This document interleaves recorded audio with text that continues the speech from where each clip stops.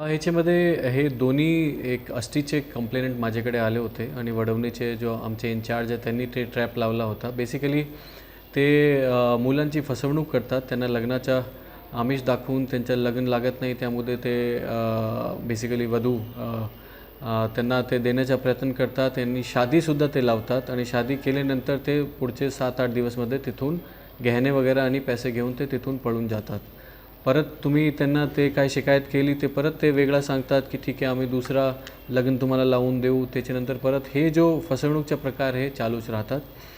आष्टीच्या बाबतीत कंप्लेंट आमच्याकडे आले होते. आम्ही ते ट्रॅप लावला होता आणि तो जो टोळी आहे त्याला आम्ही त्याच्यामध्ये गुन्हा दाखल करून त्यांना अटक केलेला आहे. त्याचबरोबर वडवणीचा सुद्धा तेच विषय होता.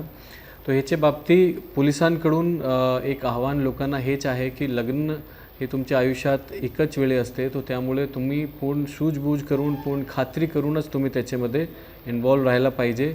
अशी जी टोळी आहे, असा जो फोर्जरी करणारे चिटिंग करणारे टोळी आहे त्यांच्याचे सावध राहा आणि तुम्हाला काय संशय वाटला तर तुम्ही आमच्याकडे बीड पोलीसकडे येऊन तुम्ही मदत मागू शकता.